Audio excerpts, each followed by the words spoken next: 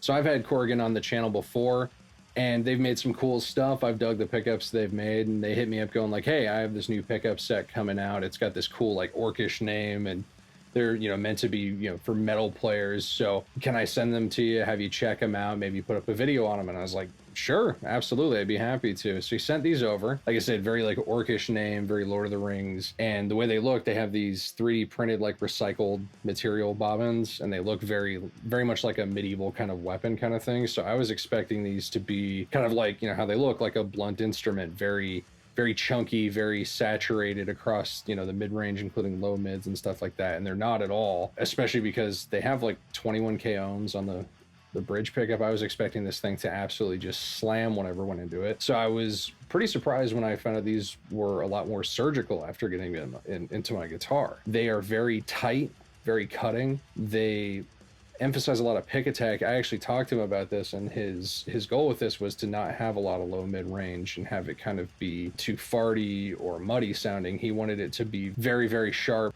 and very just articulate and precise, and that absolutely comes across. This thing is very, very clean sounding, even under a lot of gain. The pick attack really comes through. This thing has a lot of cut and bite, even without any kind of overdrive. And I have this in a guitar in C sharp standard, so not the lowest in the world, but definitely not a high tuning by any means. And so I think he nailed what he was going for with the bridge pickup.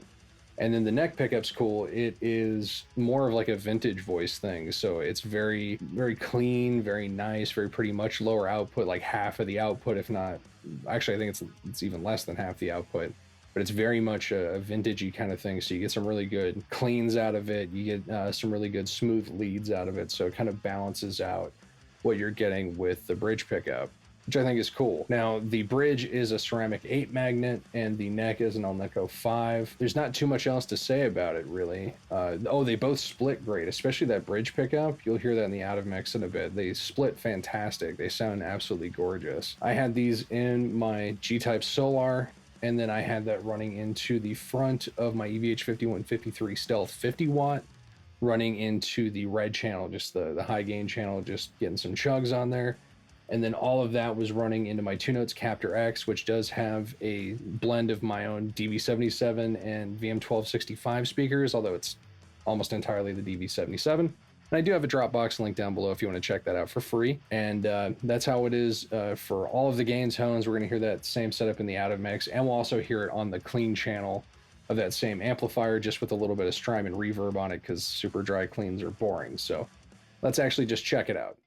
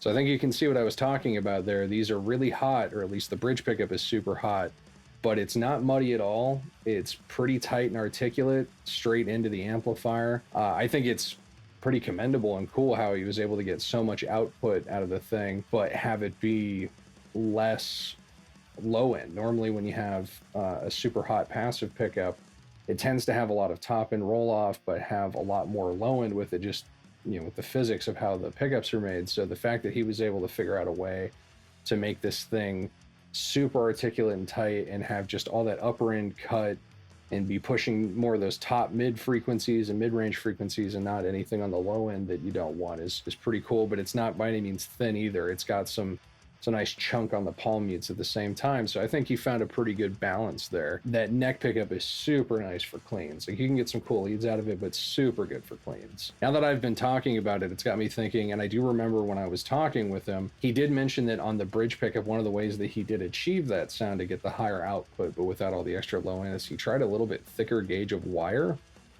I don't know if that worked or not. I've never really, heard of that being done. It's probably been done before, but I don't know. But honestly, whatever he did worked. I will have a link down below if you want to check this out or anything else from Corrigan. They make some cool stuff, and just go support cool small businesses with cool dudes making cool stuff, right? But I'd be interested to know your thoughts. Please leave a comment down below. And thanks for watching. Stay metal.